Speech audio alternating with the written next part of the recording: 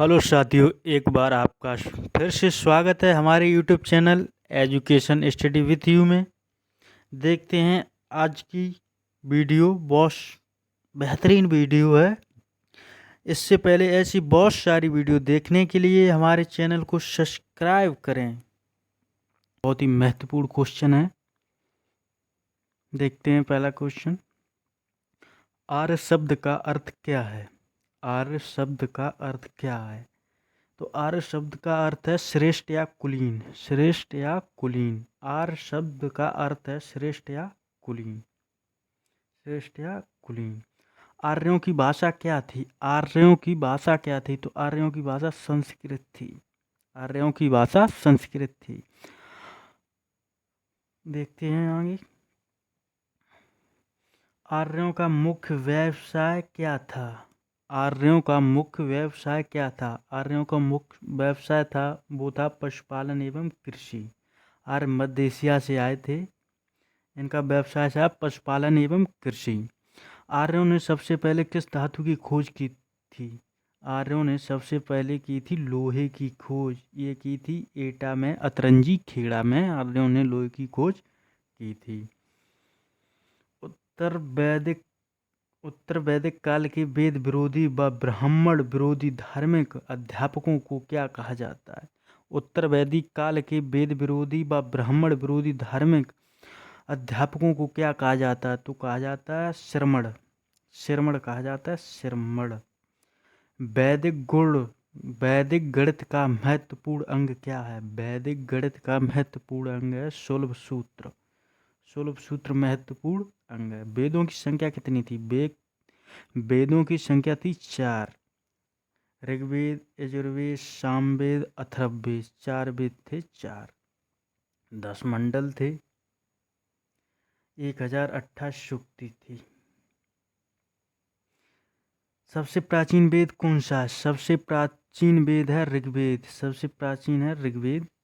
किस वेद द्वारा वैदिक संस्कृत के बारे में ज्ञात होता है? तो ऋग्वेद के द्वारा होता है ज्ञात वैदिक संस्कृत के बारे में।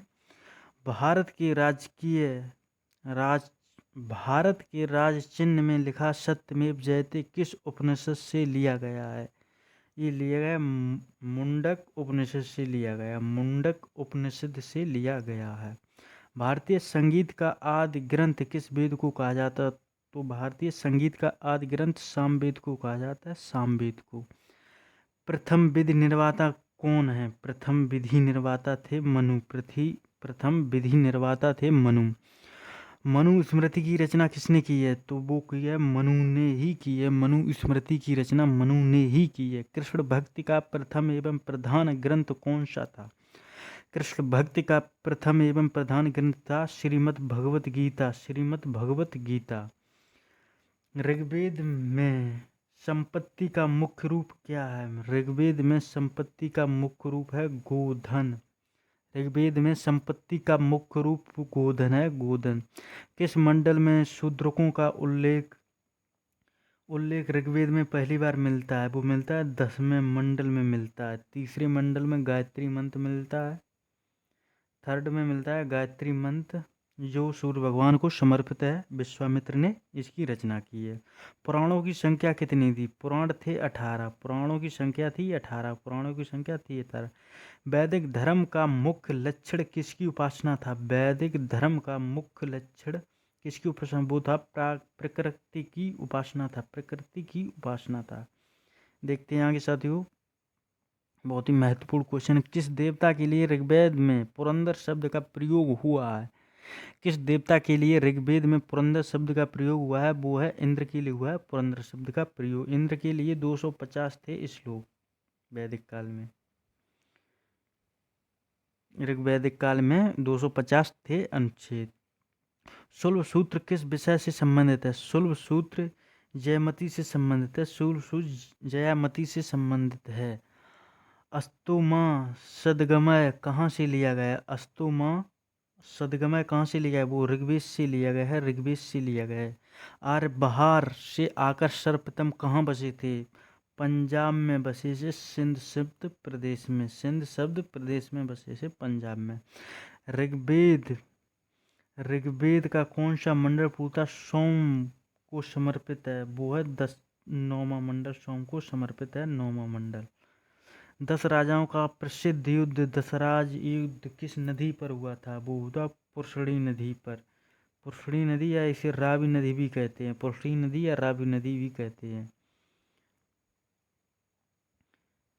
देखते हैं आगे साथियों, धर्म शास्त्रों में भू राजस्व की दर क्या थी? धर्म शास्त्रों में भू राजस्व की दर 1/6 थी, 1/6 थी।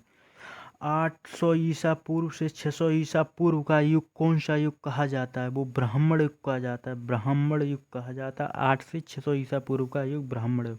प्रसिद्ध गायत्री मंत्र किस पुस्तक में है? वो है ऋग्वेद में है, 3rd मंडल में है, ऋग्वेद के 3rd मंडल में है। न्याय दर्शन को किसने प्रचारित किया था? न्याय दर्शन को किसने प्रचारित किया था? गौतम ने किया था, वो किया था गौतम ने किया था। प्राचीन भारत में निष्क के नाम से किसे जाना जाता है? प्राचीन भारत में निष्क से नाम से स्वर्ण आभूषणों को जाना जाता है, स्वर्ण आभूषणों को जाना जाता है। योग दर्शन का प्रतिपादन किसने किया? योग दर्शन का प्रतिपादन किया है पतंजलि ने किया है, पतंजलि ने।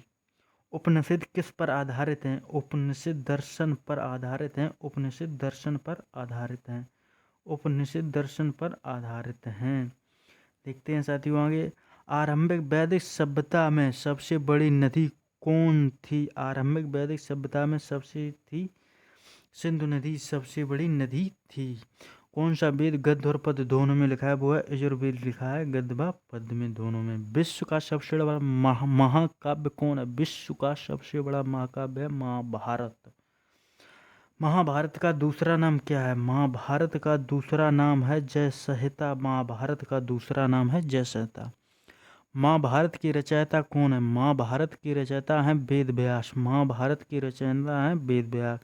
रामायण किसके द्वारा रचित है? रामायण किसने लिखी है? वो लिखी है वाल्मीकि ने रामायण लिखी है।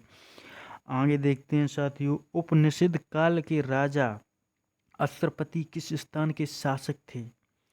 उपनिषद काल के राजा अश्वपति किस स्थान के शासक थे? वे थे कैकई स्थान के शासक थे। देखते हैं साथियों, बहुत ही महत्वपूर्ण क्वेश्चन है। अध्यात्मक ज्ञान के संबंध की नचिकेता और यम का संवाद किस उपनिषद से प्राप्त होता है? कठोपनिषद से होता है, कठोपनिषद से होता है इनका प्राप्त। वैदिक नदी कुंभा का स्थान कहाँ है? वैदिक नदी जो कुंभा है इसका स्थान कहाँ है? अफगानिस्तान में है कुंभा का स्थान। कपिल मुनि द्वारा प्रतिपादित की गई दार्शनिक प्रणाली कौन सी है? कपिल मुनि द्वारा प्रतिपादित की गई दार्शनिक प्रणाली कौन सी है? सांख्य दर्शन है, सांख्य दर्शन है। कपिल मुनि द्वारा जो प्रतिपादित की गई दार्शनिक प्रणाली है वो सांख्य दर्शन है। भारत के किस स्थल की खुदाई में लौह धातु के प्रचलन के प्रमाण मिले हैं? लौह धातु के प्रचलन के प्रमाण मिले हैं वो अचरंजी खेड़ा एटा में मिले हैं, अतरंजी खेड़ा। किस वेद का संकलन ऋग्वेद पर आधारित है? किस वेद का संकलन ऋग्वेद की आधारित है? वो है सामवेद। बिल्कुल ऋग्वेद जैसा यह उसी की नकल बोलते हैं इसे। कर्म का सिद्धांत किससे संबंधित है? कर्म का सिद्धांत मीमांसा से संबंधित है, मीमांसा से संबंधित है। चरक संहिता किससे संबंधित है? चरक संहिता वो है चिकित्सा से संबंधित है, चरक संहिता चिकित्सा से संबंधित हैं। यज्ञ संबंधी विधि विधानों का पता किस वेद से चलता है? वो चलता है यजुर्वेद से। यज्ञ विधि का विधान जो पता चलता है यजुर्वेद से चलता है।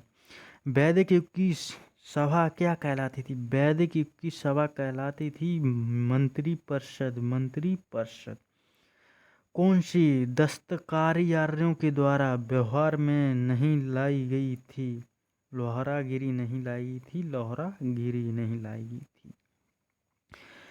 किस देव में जादुई माया और वशीकरण का वर्णन किया गया? किस देव में जादुई माया और वशीकरण का वर्णन किया गया? वो किया गया अथर्ववेद में किया गया। अथर्ववेद में जादू टोना है, अथर्ववेद में।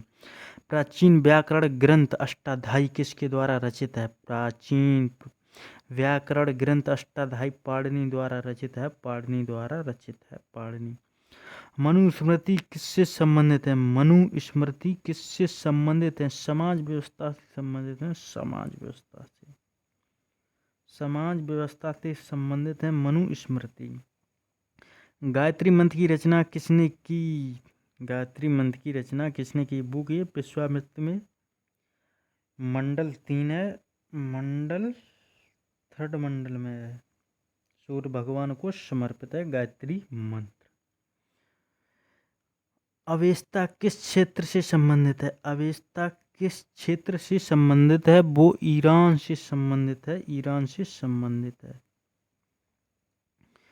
देखते हैं साथियों, आर्य भारत में कहाँ से आए? आर्य भारत में मध्य एशिया से आए। आर्य भारत में मध्य एशिया से आए।